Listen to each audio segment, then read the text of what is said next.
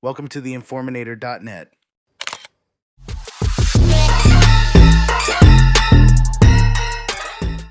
How are we going to get rid of racism and Stop talking about it. I'm going to stop calling you a white man. Yeah. And I'm going to ask you to stop calling me a black man. Your professors, many that are educated on the left really hold dear psychology. And I'm going to tell you from the stuff that I've read in those psychology books, I'm going to tell you a lot of it is actually pretty useful. It's really good information.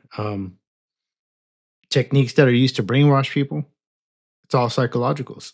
There's been a lot of studies. Psychology's been around since Sigmund Freud. That's what I've learned. He was the kind of the grandfather of it all. But relating to racism, what I remember reading was, and I know some of you have heard this before, maybe not in this context, but that um, wounds, you cannot get past a wound until you forget about it or admit it. So when it comes to racism in this country, the left knows what I'm talking about when I say this. So the fact that they keep racism alive, you see it in the media, they're always talking about it.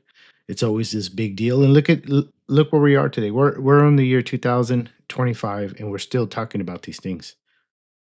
There hasn't been no real racism in this country for a very long time. And it would have died already if the left didn't keep making this a topic. And they keep feeding it into the minority communities. And they want those parents, by giving them the free handout, they get them to agree that you should hate the white man, that the white man is the problem, that they are the cause of all your problems. And this is a serious issue because it sows division, obviously. Secondly, it keeps minorities down. See, I'm a minority. I'm speaking from a minority's point of view. You know, I'm American Mexican. I mentioned it more than once.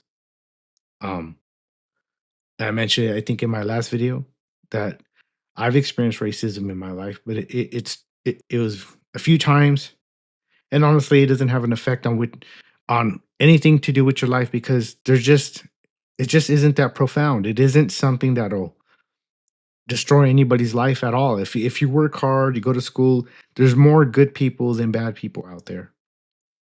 And I think it's heartbreaking that, you know, in the African American communities that this is such a big deal to them. It's something they teach their children from an early age. I mean, how many times have you watched those videos, right, where the somebody gets pulled over by the cops and you got two point of views. The normal minded individual will look at those videos and most of the time, not all the time, but most of the time, if those people would just listen to the cops and follow directions, you wouldn't have an issue. But there's always an attitude. And that attitude is what ultimately starts an altercation. And like I said, the left knows this. Anyone that's educated on the left or the so called educated, like on CNN, they all know this, but they won't admit to it because if they admit to it, the Democrats are going to lose votes. And that's what it comes down to.